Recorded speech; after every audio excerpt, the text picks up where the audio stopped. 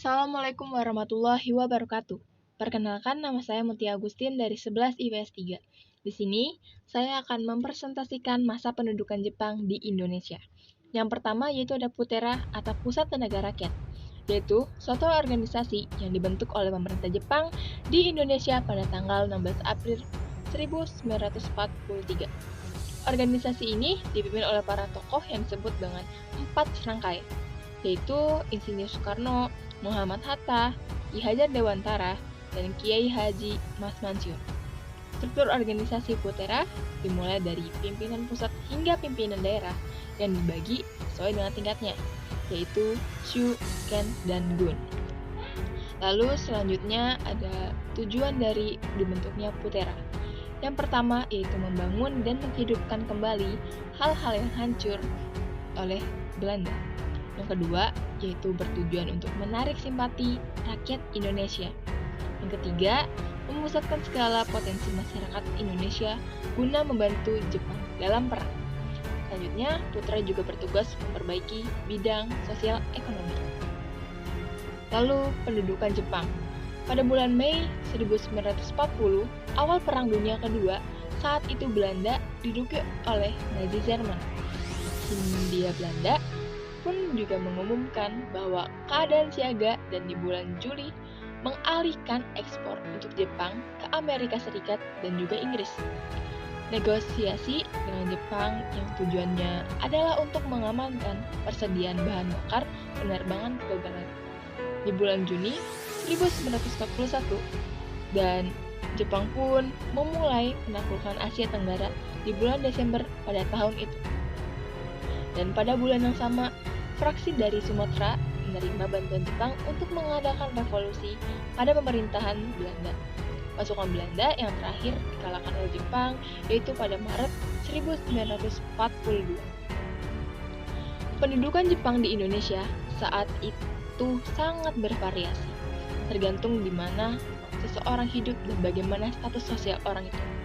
Bagi mereka yang tinggal di daerah yang dianggap penting dalam pertempuran, maka mereka mengalami penyiksaan, perbudakan seksual, sewenang-wenang, dan penahanan hukuman mati, serta kejahatan perang yang lainnya.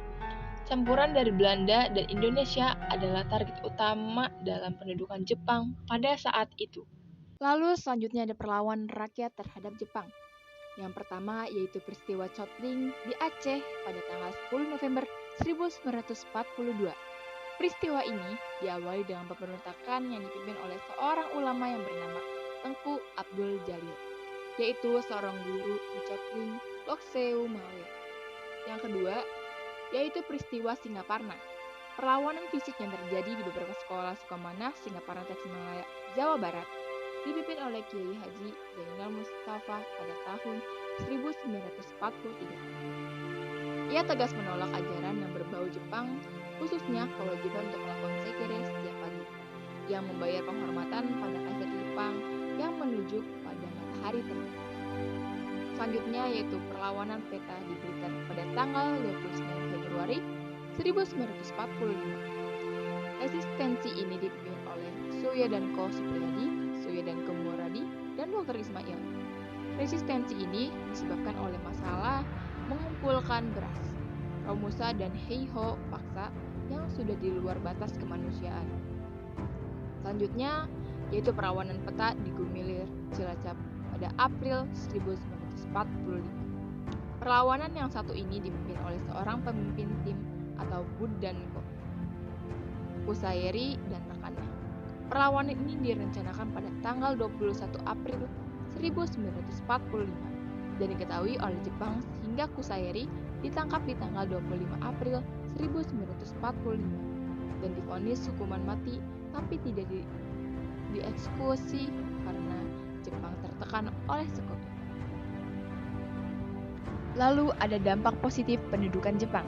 Yang pertama, kebolehan Indonesia yang menjadi bahasa nasional komunikasi, yang menyebabkan Indonesia mematapkan dirinya menjadikan bahasa Indonesia sebagai bahasa nasional. Lalu, Jepang mendukung anti Belanda, sehingga mau tak mau mereka mendukung nasionalisme Indonesia. Salah satu penolakan pengaruh Belanda yaitu dengan mengubah nama Batavia menjadi Jakarta. Dan terakhir, yaitu untuk memperoleh dukungan dari masyarakat Indonesia, Jepang mendekati pemimpin nasional Indonesia, yaitu Soekarno, dengan harapan ia dapat membantu Jepang dalam memobilisasi masyarakat Indonesia. Pengakuan Jepang ini menegaskan bahwa posisi pemimpin nasional memberi mereka kesempatan untuk memimpin rakyat Indonesia. Lalu selanjutnya ada dampak negatif dari pendudukan Jepang di Indonesia. Yang pertama, yaitu penghapusan seluruh organisasi politik serta lembaga warisan sosial dari Hindia Belanda yang dalam kenyataannya banyak dari mereka yang bermanfaat bagi kemajuan ilmu pengetahuan, sosial, ekonomi, dan kesejahteraan warga Indonesia. Yang kedua, yaitu munculnya Romusa, yaitu mobilisasi masyarakat Indonesia terutama di Pulau Jawa yang dijadikan kerja paksa di bawah kondisi yang sangat tidak manusiawi.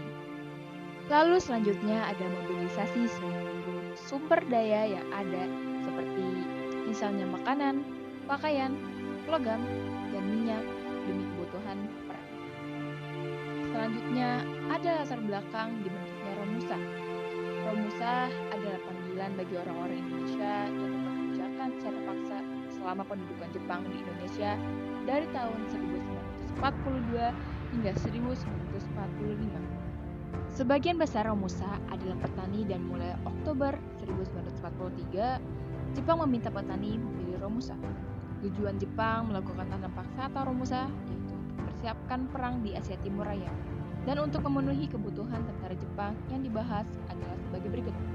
Pada awalnya, tugas yang dilakukan adalah sukarela dan penggunaannya tidak begitu sulit karena orang-orang masih dipengaruhi oleh propaganda untuk kemakmuran di Asia Timur Raya.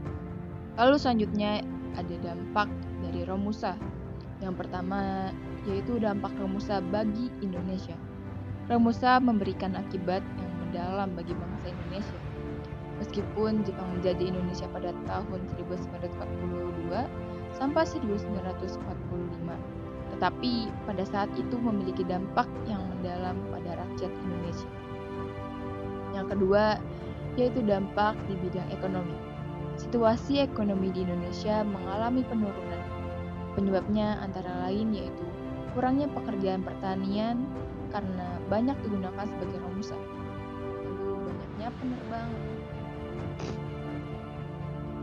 Lalu banyaknya penebangan hutan liar dan kewajiban menyerahkan hasil bumi. Yang ketiga, yaitu dampak di bidang sosial dan budaya.